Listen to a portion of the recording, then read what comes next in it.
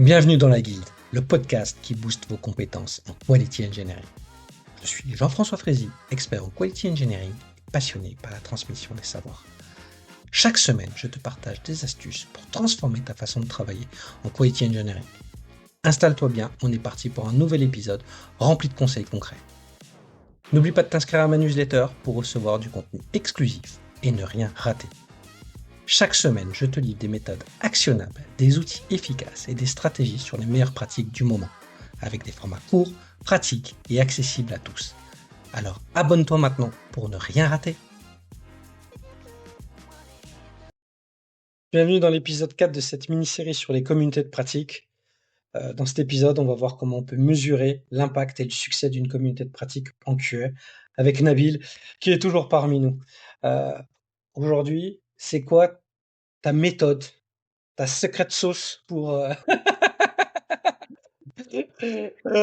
mesurer ça? Est-ce que tu as une méthodologie, des KPI particuliers à nous partager à tous ceux qui écoutent ce podcast? Ouais. J'avoue que il y a beaucoup de sujets qui sont pas forcément très quantitatifs, pas faciles en tout cas à quantifier. Et du coup, je pense qu'il faut vraiment ne pas avoir un seul indicateur, sinon on peut pas me dire. Je pense que le premier, le plus simple de base, c'est le ROTI. À la fin des sessions, tu demandes aux personnes de voter par rapport au temps qu'ils ont investi. Ils ont passé 1 heure, 1 heure et demie ensemble. Feedback à chaud, Alors, quoi. feedback à chaud, je pense que ça c'est vraiment l'indicateur de base. Et puis surtout quand l'indicateur est pas bon, demander ce qui n'allait pas, qu'est-ce qui a manqué en fait aux personnes, quitte à le faire après. Tu contactes les personnes, tu te dis ben voilà, est-ce que qu'est-ce qui s'est passé, pourquoi, qu'est-ce qui t'a manqué en fait sur cette session-là. Et quand les feedbacks sont très bons, là aussi poser des questions pour voir qu'est-ce qu'il y a derrière. Il y a le taux de participation. Alors, le taux de participation, c'est très important. Parce que quand tu as des personnes qui reviennent, c'est super important. On en a parlé dans l'épisode avant, dans l'engagement, le maintien de la dynamique, c'est super important. En revanche, c'est vraiment un indicateur qu'il faut pas prendre tout seul. J'ai déjà vu, en fait, des personnes qui étaient objectivées sur participer à la communauté ou présenter au moins un sujet à la communauté. Bah, tu vois, ces personnes-là, ils vont venir, mais pas forcément être à l'écoute, pas participer, mais en tout cas, ils sont connectés. Et ça, par contre, c'est malheureux parce que je pense que la communauté, on doit vraiment y aller parce qu'on a envie d'y aller. Et comme j'avais déjà dit, il faut que ça ait de l'impact sur la vie. Donc c'est un indicateur important, mais à surtout pas prendre tout seul. Et est-ce que sur le Euh, taux de participation, oui. tu inclus le replay ou tu le dissocies? Non, je regarde pas le replay. J'avoue que les replays, ils sont disponibles, mais je l'inclus pas. Ok. Et je me pose la question d'ailleurs, ça pourrait être pertinent en fait de Tu sais, c'est que depuis quelques mois que le replay en streaming des séries et des épisodes à la télé sont compris dans l'audience de la télé. Avant, c'était pas D'accord. compris. C'est pour ça que je te dis ça, c'est qu'ils se sont rendus compte que on consomme plus l'information de la même façon. Tu vois, Oui. globalement. Donc, moi, c'est la question que je me suis posée, c'est est-ce qu'il faut aussi que je regarde un peu plus ceux qui regardent le replay que de ceux qui sont présents? Parce que des fois, Bah, tout je le pense monde. que Voilà. pourrait être intéressant parce que ça m'arrive assez souvent que des testeurs disent ah, je suis vraiment navré, je vais pas pouvoir venir parce qu'il y a un problème de prod. Et là, tu peux pas dire à la personne non, non, tu laisses tomber, tu viens. C'est ça. Et du coup, tu le sais et il te dit j'espère que c'est enregistré, donc ça on le fait. Enfin. Et par contre, ouais, j'ai jamais pensé à l'inclure, mais je pense que ça peut être significatif effectivement. Euh, Après, tu as aussi l'indicateur du nombre de testeurs ou de pratiques qu'on a vues en session et qui ont été implémentées dans les équipes. Ça, c'est super important. Pas facile à calculer, parce Ça qu'il faut que implique qu'il y ait de l'engagement pour que les gens oui, remplissent ton tableau.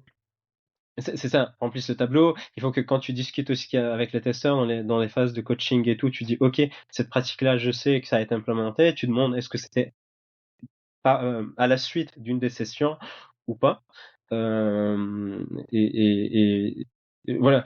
Après, tu peux, pareil, un autre indicateur subjectif, c'est le temps de monter en compétence des nouveaux arrivants. Tu as des nouveaux arrivants qui sont là. On a de la matière, donc on a des tutos, on a un livret d'accueil et tout qui est fourni par la communauté de pratique, qui évolue. On essaie en tout cas de le garder à jour. Est-ce que le temps pour que les nouveaux arrivants soient opérationnels réduit ou pas? ça peut te dire, ok, mes sessions ou les matières, ce que je propose, c'est pertinent ou pas. C'est Mais pas par contre, évident, hein, non, si pas évident. Voilà. les 10 derniers nouveaux arrivants, ils arrivent sur des projets en feu Oui, et qu'ils ont un peu d'expérience, c'est oui, compliqué de oui. faire ça. Mais ouais, comme tu as dit, on peut pas prendre un indicateur tout seul, c'est la somme de tous ces indicateurs qui vont être intéressants. Ouais, en fait, celui-là, bah, en fait, c'est vraiment très subjectif et du coup, tu le vois quand tu fais un rapport d'étonnement. En fait, la personne, tu demandes un rapport d'étonnement, tu fais un petit point avec lui pour dire est-ce que tu as eu des trucs qui t'ont manqué, qui n'étaient pas dans le livret d'accueil et que tu as découvert, tu aurais dit bah j'aurais bien voulu le savoir la première semaine. Bah, tu dis ok, on a eu des manques. Quand il te dit non, ça m'a bien aidé et tout, ça m'a servi. Bah, tu te dis que voilà. Et il y a aussi le canal d'échange en fait quand tu as des questions qui sont posées sur le canal d'entraide et que tu as des réponses ou le nombre de questions qui ne trouvent pas de réponse ou qui restent même en suspens. Il y a personne qui dit même pas je sais pas. Là, c'est un indicateur sur est-ce que ça, c'est souvent corrélé quand tu as beaucoup de gens qui participent, la communauté est bien dynamique, ben en fait les questions trouvent assez facilement des réponses dans le truc.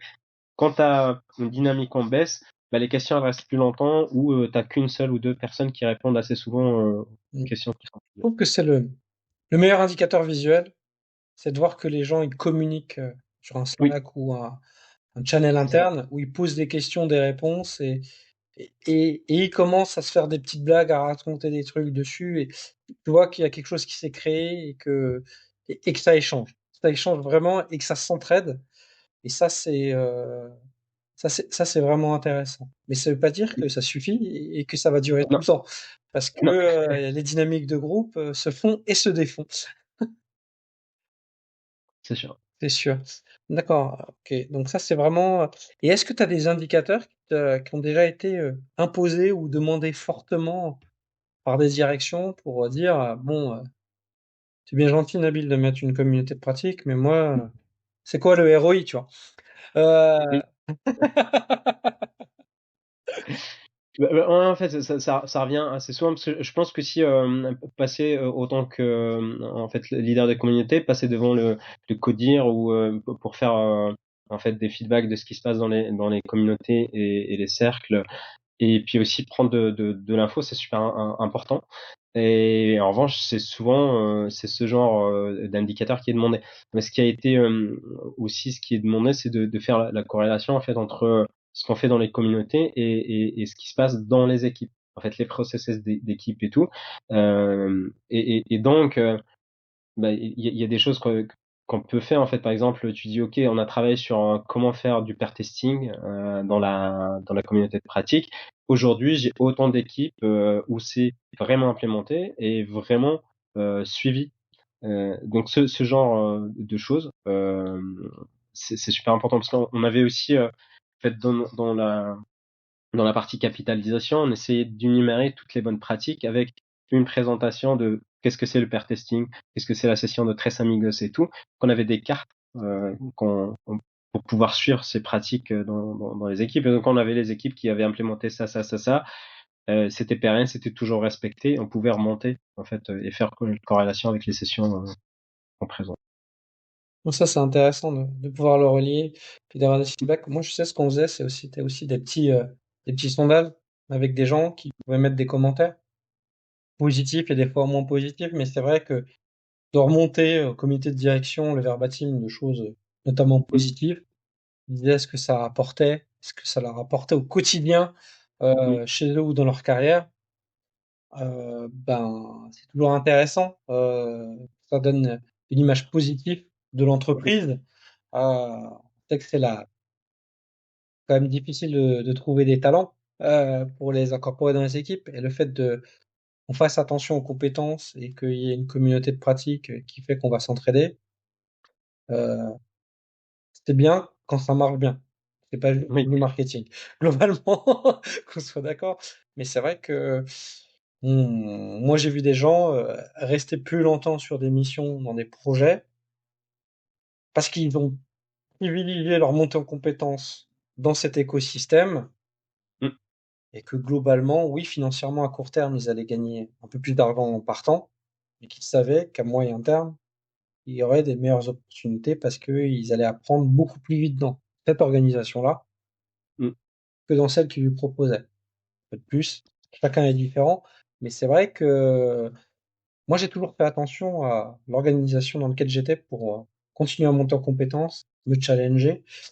Et je pense que voilà, on a des profils comme le mien, comme le tien, qui aiment bien apprendre, c'est toujours plus facile. C'est pas suffisant, mais c'est des choses qui Non, sont quand même très c'est intéressantes si on veut pérenniser une communauté avec des gens qui ont envie d'apprendre et de partager aussi. ça. Ouais. Ça, c'est super cool. Euh, donc voilà, tout un challenge, essayer des indicateurs. Donc voilà, si vous voulez essayer de votre côté et que vous ne les avez pas mis en place, ben essayez les indicateurs de Nabil. Ben, peut-être vous partagez-nous les indicateurs que vous avez réussi à mettre en place ou qui n'ont pas bien marché. Ouais. C'est aussi, Pas bien. c'est aussi intéressant. Et dans le dernier épisode de cette mini-série, ben, on va dire ben, maintenant, ben, comment on fait pour se remettre en cause, évoluer dans sa communauté et continuer à la pérenniser sur du long terme dessus. Donc, tout de suite au prochain épisode. Merci d'avoir écouté cet épisode. C'est grâce à toi que la guilde continue de grandir. Si tu as aimé, n'hésite pas à partager autour de toi et à laisser un avis 5 étoiles sur ta plateforme préférée. Je te donne rendez-vous au prochain épisode avec encore plus de conseils pour booster tes compétences.